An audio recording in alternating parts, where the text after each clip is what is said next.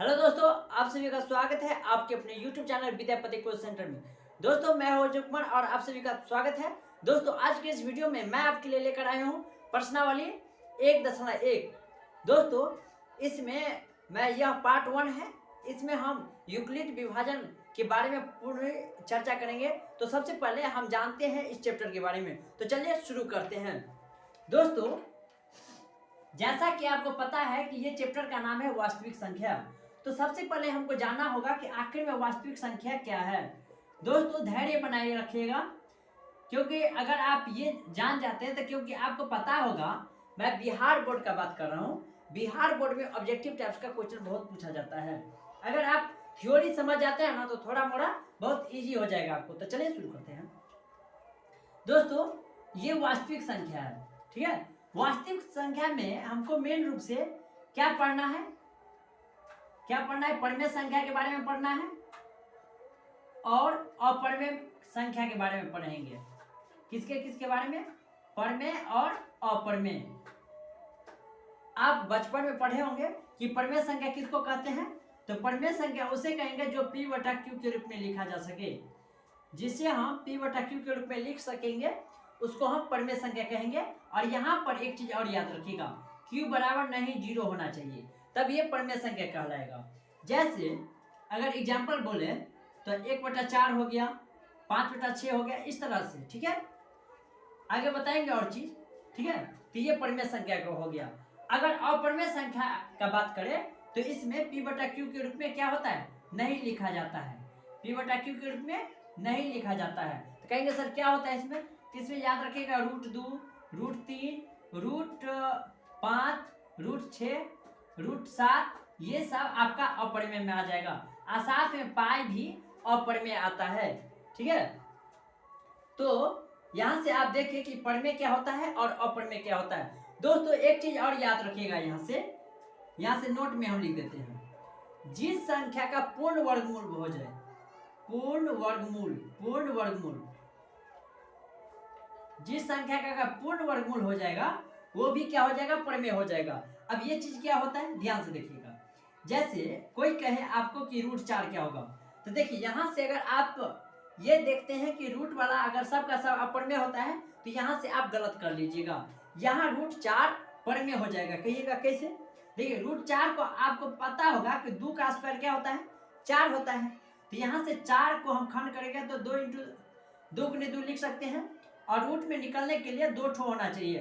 तो 2 का स्क्वायर हटेगा तो रूट हट गया।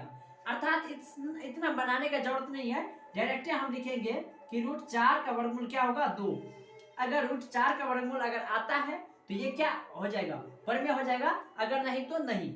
जैसे यहाँ पर देखिए √2 पूर्ण वर्गमूल नहीं है, इसका रूटे में रहेगा, √3 भी रहेगा। और यहाँ से देखिए √4 गैप है ना,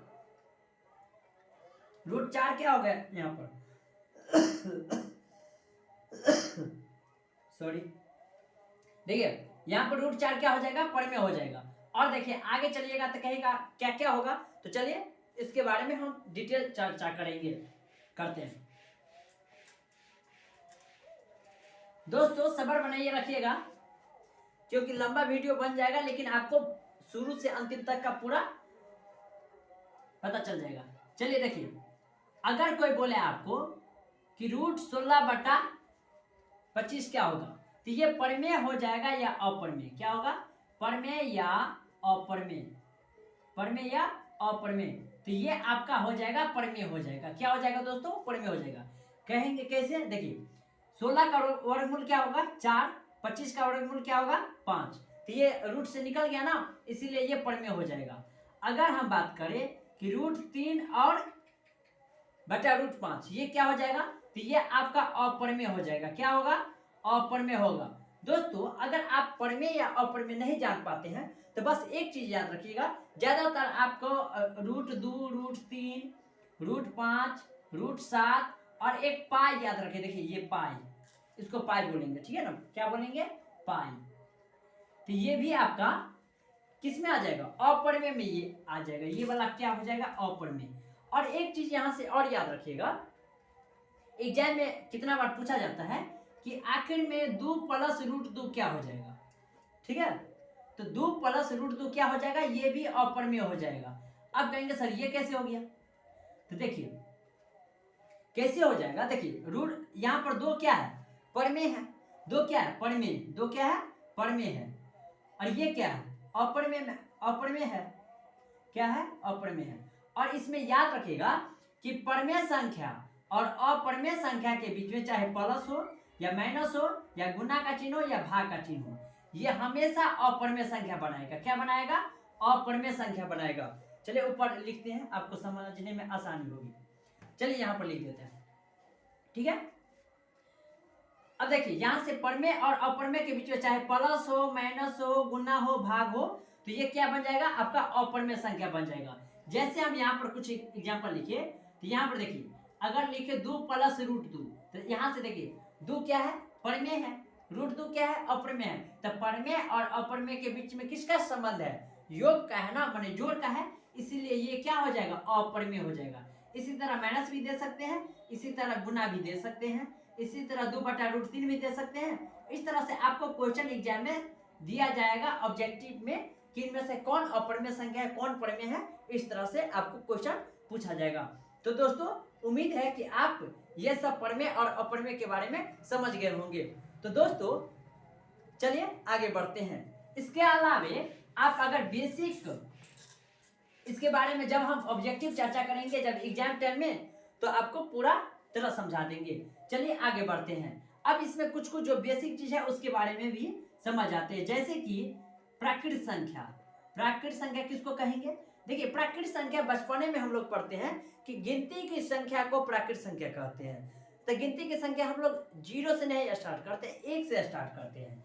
अगर हम 1 से स्टार्ट करें और इसी तरह चलते चलते चलते अनंत तक चले, इसको इन्फिनिट या अनंत जो भी बोलेंगे बोल सकते हैं, ठीक है। तो प्राकृत संख्या कहाँ से स्टार्ट होता है, 1 से स्टार्ट होता है। लेकिन अगर हम पूर्ण संख्या की बात करें, ठीक है, पूर्ण संख्या, तो ये 0 से चालू हो जाता है। कहाँ से चालू हो जाता है, 0 से चालू होता है। देखिए अगर याद नहीं रहे, देखिए प्राकृत संख्या 1 से चालू हुआ, अब आगे कहता है पूर्ण। पूर्ण मान क्या होता है, पूरा हो जाए। तब पूरा में देखिए 1 से चालू था और इसमें 0 भी सम्मिलित कर लेते, पूरा हो गया। इसलिए पूर्ण संख्या कहाँ से स्टार्ट होगा, तो 0 से स्टार्ट हो जाएगा। उसके बाद अगर हम बात करें सम संख्या, किसको कहेंगे, ये सब बउआ वाला चीज है दोस्तों, लेकिन समझना जरूरी है, कहीं आ जाए बीच में तो क्या कीजिएगा। सम संख्या कहाँ से स्टार्ट होगा, 2 से स्टार्ट होगा, 2, 4, 6, 8। और इसको भी आप बच्चा में पढ़े होंगे कि जो 2 से पूरा पूरा कटेगा उसको क्या कहेंगे, सम कहेंगे। ठीक इसी का अपोजिट क्या हो जाएगा, विषम संख्या। विषम संख्या हम किसको कहेंगे, तो जो 2 से पूरा पूरा ना कटे, मतलब इसमें से जो नहीं है वो हो जाएगा। तो 1 हो गया, 3 हो गया, 5 हो गया, 7 हो गया। अगर ये सब आप नहीं जानते तो कमेंट में लिखिएगा दोस्तों, इसका हम पूरा डिटेल वीडियो बना देंगे। आगे एक इंपॉर्टेंट आपको पढ़ना पड़ेगा, अभाज्य संख्या। दोस्तों इससे एक क्वेश्चन आपको आएगा, अभाज्य संख्या किसको कहेंगे। दोस्तों आज हम ऐसा ट्रिक बताएंगे कि अभाज्य संख्या आप देखते मत उड़ा दीजिएगा, डायरेक्ट उड़ाइए दीजिएगा डायरेक्ट। अभाज्य संख्या किसको कहेंगे, देखिए इसका अगर रटे होंगे परिभाषा, तो उसमें कहता है कि अगर अभाज्य संख्या है, किसी भी संख्या को अगर हम खंड करेंगे, गुणनखंड करेंगे, तो एक एवं स्वयं से कटे, एक एवं स्वयं से कटना होगा। अब नहीं समझे एक और स्वयं क्या होता है, चलिए देखते हैं। देखिए अगर हम 2 का बात करें, देखिए तो 2 क्या चीज से कटेगा, देखिए 1 से तो कट ही जाएगा, नहीं कट जाएगा दोस्तों, 1 से ये कट जाएगा। और ये अगर ध्यान से देखिएगा तो ये 2 से भी कट रहा है। अब कहेंगे सर ये तो 2 से कट गया, अगर दिमाग लगावे तो 2 तो खुदे संख्या है ना, तो एक और स्वयं नहीं कर सकते हैं। तो एक और स्वयं से जो कट गया उसको क्या कहेंगे, ये अभाज्य संख्या कहेंगे। क्या कहेंगे, अभाज्य संख्या कहेंगे। नहीं समझे, ध्यान से समझिए। अगर हम 4 की बात करें, 4 का देखिए 1 से कटेगा, ठीक है, 2 से भी कटेगा, ठीक है, 4 से भी कटेगा। अब हम क्या बताएं, जो 1 से कटे और स्वयं से, स्वयं माने अपने आप जो संख्या वही से कटे, तब ये अभाज्य होगा। लेकिन यहाँ देखिए 1 से भी कट गया, 2 से भी कट गया और 4 से भी कट गया, इसीलिए ये आपका अभाज्य संख्या नहीं होगा। अब कहेंगे सर ये तो बहुत लफड़ा वाला चीज हो गया, हम पहचानेंगे कैसे। तो चलिए हम बेसिक नॉलेज के साथ आपको बताएंगे कि कैसे उसको पहचानना है कि अभाज्य संख्या। अब एक एग्जांपल देकर समझाते हैं कैसे समझना है। देखिए अभाज्य संख्या, ठीक है, अगर हम एक एग्जांपल लें, 10, 11, सी में 12 और यहाँ पर 14 ले लेते हैं। ठीक है, अब कहेंगे इसमें से कौन अभाज्य संख्या है। दोस्तों इसका एक फॉर्मूला आप याद रखिए, अगर किसी भी चीज से कटा, मतलब किसी भी अंक से कटा, तो वो संख्या क्या हो जाएगा, अभाज्य संख्या। नहीं सॉरी, मतलब जो नहीं कटे, जैसे देखिए ये 2 से कटेगा कि नहीं, 2 सत्ते 14, इसका मतलब ये अभाज्य संख्या नहीं है। ये 2 से कटेगा, कट जाएगा, आधा हो जाएगा ना, 4 से भी कट जाएगा, इसीलिए इसका ये अभाज्य संख्या नहीं होगा। ये देखिए 2 से कट जाएगा, इसके लिए इसीलिए ये अभाज्य संख्या नहीं होगा। तो अभाज्य संख्या हो जाएगा क्या, देखिए यार। अब कहेंगे तो सर ये तो बोवा वाला चीज था, अब बना दिए। चलिए भारी लेते हैं, जैसे अगर हम ले 100, ये ले 500 और ये ले 441 और ये ले 500, ये इसको 1000 बना देते हैं दोस्तों। अब कहेंगे सर इसमें कैसे पहचानेंगे, तो देखिए हम क्या बोले, किसी से कटे एक छोड़ के। ठीक है, देखिए अगर 1000 का बात करें तो 2 से कटता है, 500 से कट जाएगा, 1000 से सॉरी 2100 से कट जाएगा। इसका मतलब ये अभाज्य संख्या नहीं होगा, क्योंकि अभाज्य संख्या होने के लिए वो किसी से नहीं कटना चाहिए। ठीक है, अब देखिए 500 दूसरे से कट जाएगा, 2 से कट जाएगा, 250 से कट जाएगा, 100 से कट जाएगा, और 100 किससे कटेगा, 20 पंजे 100 भी आता है। इसका मतलब ऑप्शन नंबर सी हो जाएगा ना। इस तरह से आप अभाज्य संख्या समझ गए। दोस्तों अभी मेरा अभाज्य संख्या टॉपिक नहीं है, मेरा चैप्टर 1.1 टॉपिक है, इसीलिए हम ज्यादा डिटेल में नहीं ले जा सकते हैं, आपका समय बर्बाद होगा, इसीलिए क्षमा चाहता हूं। चलिए अब चैप्टर पाते हैं दोस्तों। आगे इस चैप्टर को पढ़ने से पहले प्रश्नावली 1.1 एनसीईआरटी बुक बीटीसी जो भी है उल्टा लीजिएगा। ठीक है, प्रश्नावली 1.1 में आप एक चीज यहां पर नोट किए होंगे कि यूक्लिड विभाजन लिखा हुआ रहता है। यूक्लिड विभाजन, ये कॉन्सेप्ट अगर सीख लिए तभी बनेगा दोस्तों, नहीं तो नहीं बनेगा। यूक्लिड विभाजन प्रमेय या एल्गोरिदम, इसका फॉर्मूला होता है a बराबर B Q plus R, 0 less equal R less B. अब ये कॉन्सेप्ट बहुत डिफिकल्ट हो जाता है, अगर आप समझे तो बहुत आसान है, इसको समझाने का प्रयास करते हैं, उसके बाद आगे बढ़ेंगे। दोस्तों इसको समझने से पहले हमको एक एग्जांपल की ओर चलना पड़ेगा। जैसे यहाँ पर देखिए, अगर 5 में अगर हम 2 से भाग दें तो 2 दूनी 4, यहाँ पर आ गया 1। तो दोस्तों बच्चा में पढ़े होंगे हम कि देखिए इसको क्या कहते हैं, भाज्य कहते हैं, बिचला वाला को भाज्य, इसको कहते हैं भाजक, इसको क्या कहते हैं भागफल, इसको क्या कहते हैं शेष। तो जब टीचर देते थे कि इसको बना के दिखाओ कि आखिर में ये भाग सही है कि गलत, तो उस टाइम में हमको एक चीज फॉर्मूला बताए हुए थे कि भाज्य बराबर होता है भाजक गुने भागफल प्लस शेष, भाजक गुने भागफल प्लस शेष। ये बच्चा में फॉर्मूला है। अब कहेंगे इसका क्या ताल्लुक है, इसी का ताल्लुक है यहाँ पर। तो भाज्य बराबर भाजक गुने भागफल प्लस शेष, तो यहाँ पर भाज्य कितना है 5 है, तो 5, भाजक क्या है 2, भागफल क्या है 2, शेषफल क्या है 1। तो यहाँ पर 5 बराबर हम क्या लिखे 2 गुने 2 प्लस 1। यही फॉर्मूला यहाँ पर काम करता है कि a बराबर बी क्यू प्लस आर क्या हो। तो यहाँ पर अगर हम कॉन्सेप्ट अगर आप समझे तो देखिए यहाँ पर a बीच में है, ठीक है, b से भाग दिए तो q मर्तबे भाग लगा, और यहाँ पर घटा कर निकला r। ठीक है, तो यहाँ से अगर बात करें तो बिचला वाला को काट में रखिए और दोनों खतका को गुन्ना, तो दोनों खतका को क्या करेंगे गुन्ना, तो एक क्यू, और शेष फल को हमेशा जोड़ते हैं ना, तो इसीलिए जोड़ दिए। अब समझ में आ गया ना कॉन्सेप्ट कि कैसे हुआ, अब समझ गए कि कैसे कैसे करते हैं। अब चलिए डायरेक्ट सवाल पर आते हैं, वहीं पर समझेंगे कि किस तरह से सवाल बनता है।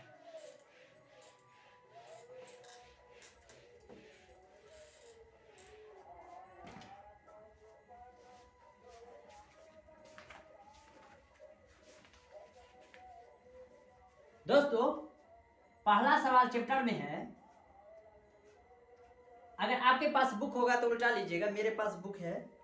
पहला क्वेश्चन आपका दिया हुआ है 135 और 225, 135 और 225, ठीक है। इसको हमको यूक्लिड विभाजन एल्गोरिथम की सहायता से एचसीएफ निकालना पड़ेगा। एचसीएफ को मौसा कहते हैं। तो इसको हम सबसे पहले ऐसे लिख लेंगे, 225 बड़ा है 135 से, ठीक है। तो यहां पर लिखेंगे यूक्लिड विभाजन एल्गोरिथम से, यूक्लिड विभाजन एल्गोरिथम से, ठीक है। तो यूक्लिड विभाजन एल्गोरिथम से, तो इसका फॉर्मूला क्या होता है, अब ये तो पढ़े a बराबर बी क्यू प्लस आर, और यहाँ पर 0 less equal R less B. इसको आप रट लीजिएगा, रटे लीजिएगा डायरेक्ट, क्योंकि जहां भी काम आएगा यूक्लिड विभाजन तो काम एवे करेगा।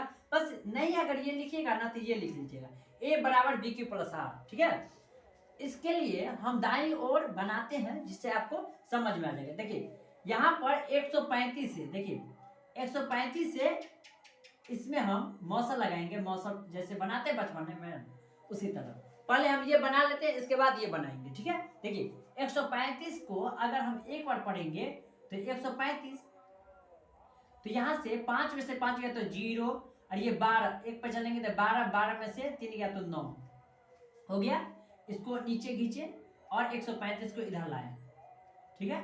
और 90 का 90, तो कितना आ गया यहाँ पर 45 आ गया, और इसको नीचे करेंगे, अब कौन आएगा यहाँ पर 90 आ जाएगा, तो 45 दूना 90, ठीक है ना। अब कट गया, ठीक है। अब इसको ही यहाँ पर हम पुट करेंगे, कैसे करेंगे ध्यान दीजिए। देखिए तो a बराबर बी क्यू प्लस आर, तो a यहाँ पर मेरा क्या है 225 है, तो 225 बराबर बी क्यू, देखिए यहाँ वाला b हो गया, इधर q, तो इन दोनों को गुना कीजिएगा, नीचे वाला को जोड़िएगा। तो 135 को 1 से गुना और जोड़ेंगे कितना 90, ठीक है। अब देखिए नीचे वाला में देखिए यहाँ पर 135 है बीच में, तो 135 रखिए इधर। देखिए दोनों ओर को गुना कीजिएगा, नीचे वाला को जोड़िएगा। तो यहाँ से हम लिख सकते हैं 90 गुने 1 प्लस 45। कब तक लिखेंगे, जब तक कटा नहीं है। अब देखिए नीचे में कितना है 90 है, 90। अब कहेंगे सर कैसे, देखिए यहाँ पर 225 है ना बीच में, तो यहाँ पर दिए, इसके बाद 135 वाला, इसके बाद 90 वाला, तो 90 लिख दिए और दोनों ओर के गुना कीजिए, तो 45 गुने 2, और यहाँ पर कट गया, इसका मतलब 0 है, क्या है 0 है। ये कब तक बनाना पड़ता है, जब तक कट ना जाए, मतलब शेष पर 0 ना आ जाए तब तक। तो यहाँ पर लिखेंगे यहाँ शेषफल 0 एवं भाजक यहाँ पर कितना है 45, भाजक 45 है, भाजक 45 है। अतः एचसीएफ 135, 225 बराबर 45, ये आपका आंसर हो गया दोस्तों। इस तरह से आपका पहला क्वेश्चन सॉल्व हो गया। तो चलिए आप दूसरी क्वेश्चन की ओर बढ़ते हैं।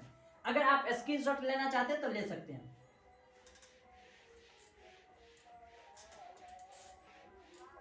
बहुत आसान क्वेश्चन है दोस्तों, बनाइएगा तो एक बार दो बार उतारिएगा, आराम से सीख जाइएगा।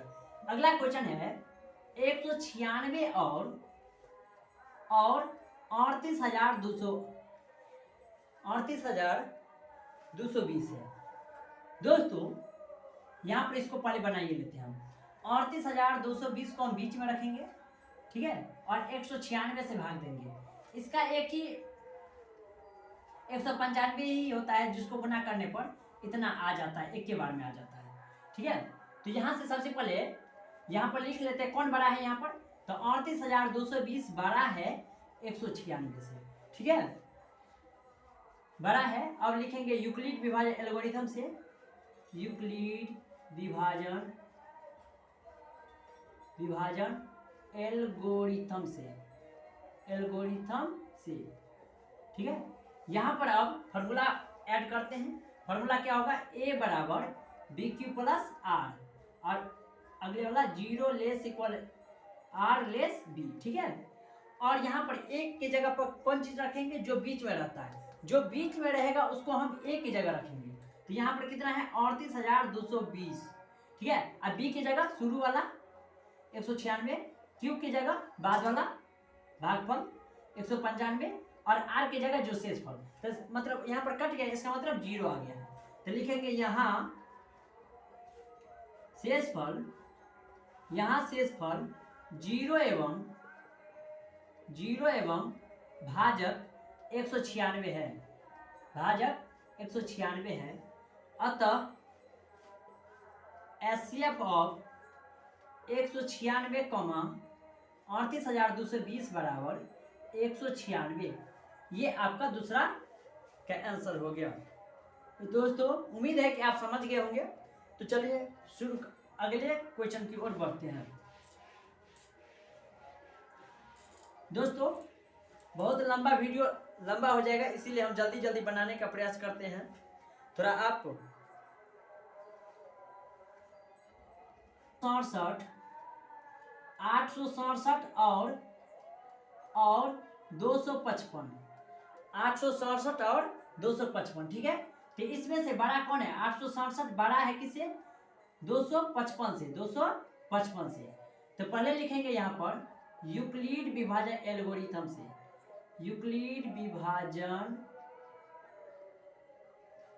एल्गोरिथम से, यूक्लिड विभाजन एल्गोरिथम से, ठीक है। तो यहाँ पर 867 रखेंगे बीच में, 255 को गुना करेंगे 3 बार। तो चलिए इसको पहले बना लेते हैं, इसके बाद डायग्राम में सेट करेंगे। देखिए 255 से हम भाग देंगे, मौसा करेंगे, भाग देंगे 867 में, ठीक है। तो 3 मरतबा गुना करते हैं, देखिए लगता है कि नहीं। 5 तिया 15 के 5 हाथ में 1, 5 तिया 15 116 के 6 हाथ में 1, और सॉरी 5 तिया 15 116 हाथ में हो गया 1, 2 तिया 6 1 7। इसको जब घटाएंगे तो यहाँ पर 7 में से 5 गया तो 2, 6 में से 6 गया तो 0, ये 1, ठीक है। और इसको हम नीचे खींचते हैं और यहाँ से 255 आ जाएगा ना दोस्तों, ठीक है। अब देखिए 2 मरतबा लग जाएगा, तो 102 दूना कितना हो जाएगा? 204 हो जाएगा। और यहाँ से आपका 51 आ जाएगा। इसको जब हम नीचे करेंगे तो 102 यहाँ पर आएगा, तो 51 दूना 102, ये कट गया आपका, ठीक है। इसका मतलब यहाँ पर 0 आ गया, ठीक है। अब इसको पुट करने में आसान होगा। तो देखिए पिछला वाला को यहाँ पर रख दिए, दोनों ओर के गुना करेंगे, इसको जोड़ेंगे, तो जोड़ना कितना पड़ेगा? 102 होगा। यहाँ से कितना हो जाएगा दोस्तों? 102, ठीक है। और पिछला वाला अब देखिए यहाँ से 255 आ गया और इन दोनों को गुना कीजिए, तो 102 गुने 2, और जोड़ना है नीचे वाला, शेष को जोड़ेंगे, ठीक है। अब देखिए यहाँ से 102 उठाइए, अब आगे में 102 हो गया, तो दोनों ओर का गुना नीचे में जोड़ेंगे, तो 51 को 2 से गुना करेंगे और जोड़ दिए 0, ठीक है ना। जब शेषफल 0 आ जाए तब कोई टेंशन नहीं। अब यहाँ पर लिखेंगे यहाँ शेषफल 0 एवं भाजक 51 है, भाजक 51 है। अतः एचसीएफ ऑफ 867, 255 बराबर कितना हो जाएगा? 51। इसका आंसर 51 हो जाएगा। दोस्तों आज के वीडियो यहीं पर खत्म होता है। दोस्तों अगर आप अंत तक बने रहे इसके लिए बहुत बहुत धन्यवाद। दोस्तों कंटिन्यू अब वीडियो आपको मिलता रहेगा। इसके अगले पार्ट में मैं दूसरा, तीसरा और चौथा, पांचवा जो भी रहेगा उसको पार्ट बाय पार्ट बनाकर अपलोड करते रहेंगे। तो अंत तक बने रहे इसके लिए बहुत बहुत धन्यवाद। Thank you.